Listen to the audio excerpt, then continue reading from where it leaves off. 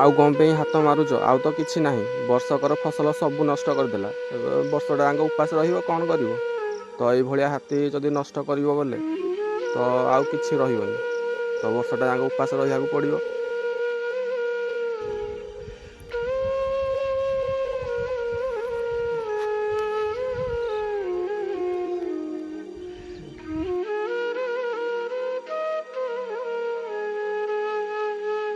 Hello friends आउ गए नुआ फ्रेश ब्लॉग आप स्वागत my channel name village lifestyle number. तो आज वीडियोटा स्टार्ट कर कारण हूँ तो कर उद्देश्य हूँ आपण मैंने पूर्व वीडियो आमर देखी गाँव में हाथी आसला तो से हाथीटा को रोग भी होता तो मुझे सबकि कही तो से हाथीटा आम गाँव को मिनिमम 5 दिन थे ना 3 दिन थे आसूसी तो माने कह गले से आखपाख एरिया जाऊँगी पुणी पलि आसूसी तो से दिन वर्षा आपण मैंने देखी कादुଅ बिल को भाया सब क्षति करमर ना धान किआरे पशिकी हाथी सब को भाया भाव नष्ट कर भिडटा पूर्व देखी तो ठीक आज भी आम गाँव को हाथीटा आसी माने हाथी आसला दिन में आसते कौन गोटे मनीष कर तो ठीक राति आसिक आमर जो बिलटार हाथी खेल से दिन कादुअरे खेलुला आप भिडियो देखते तार ठीक ऊपर को आम बिल अच्छी तो से बिलटा को आसिकी माने आमर आउ 2 दिन गले धान रुआ था बिल भी कादुଅ सरी सबकि सरी तो तली आमर एतिक हो जाता सबकि पूरा खाई नष्ट कर आपने भिडियो देखिले जापर कौ भाया भाव में क्षति कर तो माने आउ धान बिल धान तली आउ कि ना पूरा पूरा सफा कर तो ये क्या हाथी देखने मजा लगुथ तो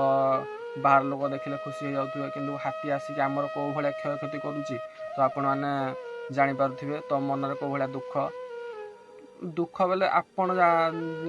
बुझु जे माने आउ 2 दिन गले धान रुआ हे तली आमर एतिक तो बिल धान केमी रुआ हे तो सहीटा आपण मैंने जापारे तो ये भाव में हाथी आमर सब अनिष्ट कर चली एथे सरकार कहते हाथी को किसी करनी हाथी को ये करनी पथर मारनी टेका मारनी किसी करनी हाथी आमर संपद तो हाथी जब मनीषर एमती करुच्ची तो ताले कौन तो जो मैंने भी अच्छा कौन कह तो आपण मैंने वीडियो देखूँ कौ भाया भाव में आमर हाथी सब क्षति कर तो सांग मैंने आज ब्लॉगटा माने आखिर लुह बुहे दौर ये दुख लगुच कम फेरिक आसा तो दीपर सडन जो खबर पाइलु हाथी आसिक आम बिलर या सब अवस्था कर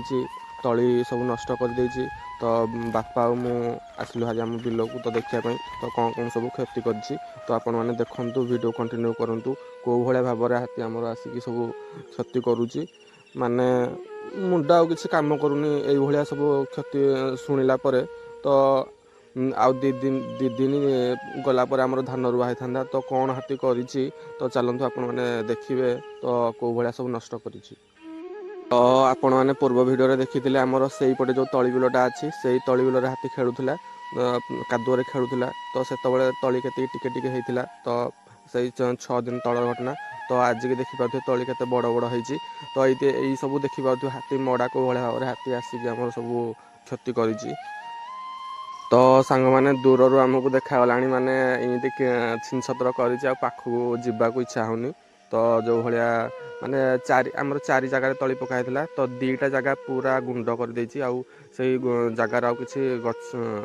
तली आउ से उठबनी एमती नष्ट कर कि माने भल लगुनि कौन पाखक जाकि देखू